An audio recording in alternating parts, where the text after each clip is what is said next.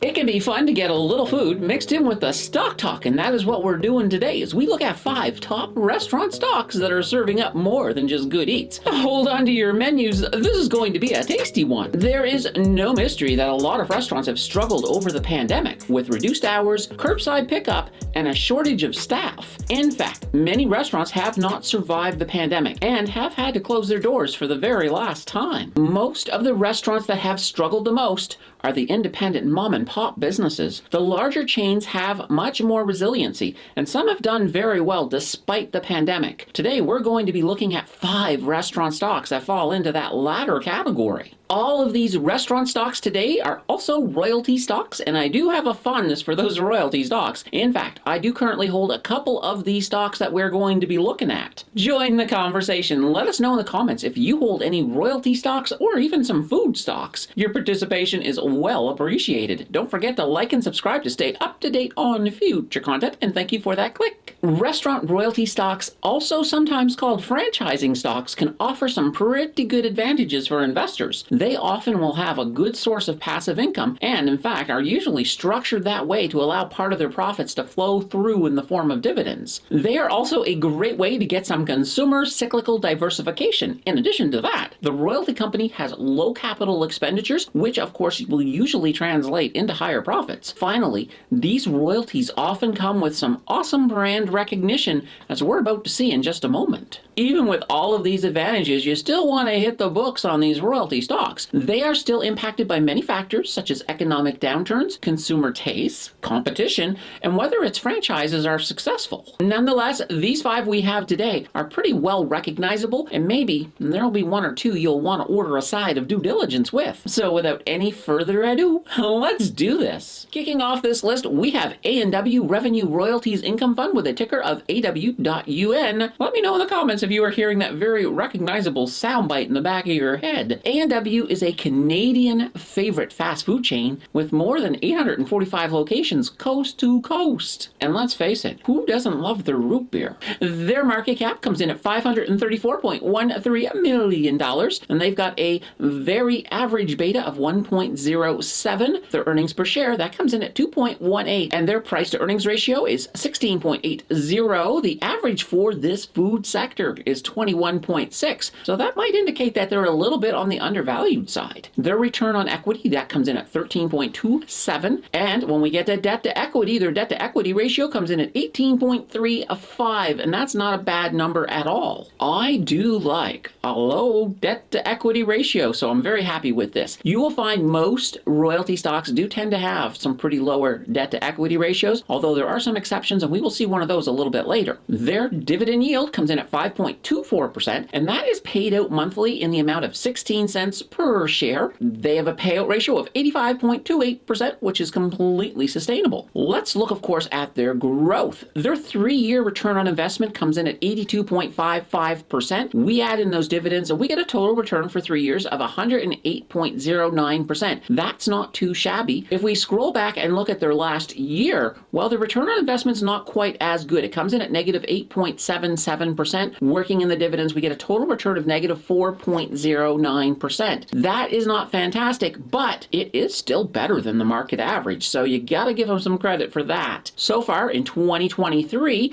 their return on investment has come in at 2.01%, and they have had a dividend already, so their total return comes in at 2.45%. Okay, let's move on to number 4. At number 4, we have Pizza Royalty Corp with a ticker of PZA or PZA. This is one of the shares I currently do have. In fact, I've got about 4.34% stake in my portfolio with this one. It should almost go without saying that they own the royalties to all those pizza stores. I sure do love their pizza. It may be a little bit salty, but sometimes salty is okay. Their market cap comes in at $449.49 million, and once again, we got a pretty average beta here of 1.04. Their earnings per share comes in at 0.77, and they have a price to earnings ratio of 18.05. So they are also coming in as undervalued compared to that 21.6 average. Their return on equity comes in at 9.46%, which is okay. And their debt to equity ratio, another good one, 16.06%. All right, let's move to their dividend yield. That comes in at 6.26%, and that's paid out monthly in the amount of 7.2 cents per share. They have a payout ratio of 85.06%. Looking at their growth, their 3-year return on investment, it comes in at 102.33%. Add those dividends and we get a total return of 133.71%. Once again, that's not a bad number. If we scale back to their 1-year return on investment, it's in the positive 3.65%. Add in the dividends, we got 9.73%. With last year's downturn in the market, that is very good. In 2023, their ROI comes in at 2.06%. Add in the dividend and we got a total of 3.08%.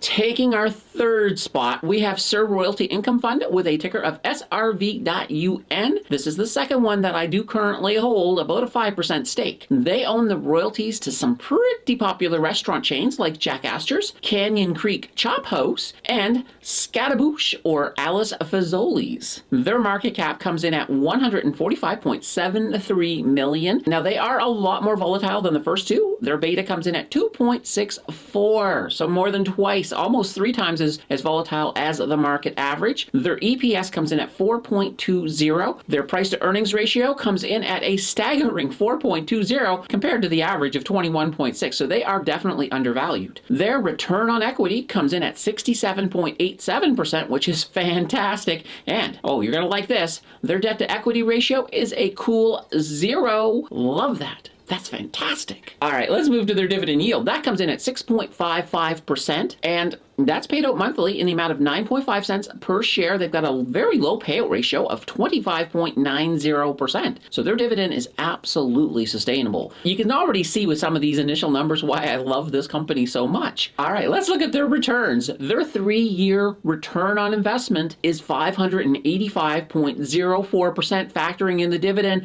we get 673.46%. Holy banana bread, that is beyond awesome. With crazy numbers like that, what are we gonna see with 1 year? Well, at 1 year, we're going to see they have an ROI of 39.31%. Adding in dividends, we get a total return of 49.64%. That is once again another heap and helping of awesomeness. This year they have struggled in 2023. So far in 2023, they have struggled a tiny bit. They have an ROI of negative 0.85%, but factor in the few dividends that they've received, and you do get a total return of 0.23%. This is still a company I have full confidence in. I do love this company a lot. All right, let's move to number 2. So in our almost top spot, we have the KEG Royalties Income Fund, who has a ticker of KEG.UN. Hey, if I want a nice steak, the KEG sure does make the short list most times. The KEG is just one of those restaurants that makes for a very nice dining experience. They have a market cap of 181.88 million. Their beta comes in at 1.32, so they're a little more volatile than the market average. Their earnings per share comes in at 0.42. Their price to earnings ratio, now it comes in at 38.14. So they're looking to be overvalued compared to that 21.6 average that we've been talking about through this list. Their return on equity a little bit lower, 4.59%. But now, here's where things get a little bit dicey for me. Their debt to equity ratio comes in at 151.86%. For a royalty stock, that is high. With them being overvalued, with a high debt to equity ratio like this, I'm getting a little bit concerned for this one. Their yield, so their dividend yield, it comes in at 7.09%, paid out monthly in the amount of 9.5 cents per share. Now their payout ratio is, oh, we got more alarm bells, 270.29%. That is absolutely not sustainable. I definitely have concerns about the KEG, but let's just move on and check out their returns. So their 3-year return actually doesn't look too bad. So their 3-year ROI comes in at 157.97%, a total return of 198.55%. That's great. Their 1-year return, it comes in at 1.14% for a total return of 8.33%. And when we look at this year for 2023, we get an ROI of 0.12% for a total return of 1.31%. So their returns do not look that bad, but holy banana bread, that debt does concern me. All right, let's move to our top spot. In our top spot, we have Boston Pizza Royalties Income Fund with a ticker of BPF.UN. Boston Pizza is another place to get great great pizza and a pretty good dining experience at the same time. Their market cap comes in at $345.63 million. They've got a beta of 1.66, so they are a little volatile. Their earnings per share comes in at 1.31, and they have a price to earnings ratio of 12.26. So once again, they are definitely undervalued compared to the average of 21.6. Their return on equity is at 10.99%. That's not too bad. And their debt to equity ratio, thank God, is back down to earth, 43.87. When we get to their dividend yield, we get 7.62%. That is a monthly payout of 10.2 cents per share. Their payout ratio comes in at 85.04%. All right, let's take a look at their returns. So their 3-year return on investment comes in at 102.01%. That makes a total return of 137.55%. That's not too bad. Their 1-year return in the negative 2.55%, but adding in the dividends, we do get a return of 4.83%. And once again, that is still much, much better than the market average over that same period of time. In 2023, they have had a good year so far. Their return on investment is at 7.00%, and they have a total return of 7.67%. That is great. Okay, for the most part, these are some great stocks. I do hold 2 of them, and there are another 2 I would consider. The Keg, as you can probably guess, is the only one I don't think I could get behind, as big debt on a royalty company leaves a bad taste in my mouth. The big question is, how will they do if we do enter a recession? So far, they have outperformed the market big time, and the bear market has not really been a factor. If we do enter a mild recession with good job numbers, then I expect much of the same for these stocks. If jobs were to disappear in a deeper recession, there could be an effect on these stocks, but then again, even in a recession, people do gotta eat, and maybe a teen burger is just the thing to make your day feel a little better. Keep the learning going. Watch my video on National Bank, linked on the left, or test YouTube's recommendation skills by checking out the video on the right. Your choice will decide the winner, and I will see you in the next video.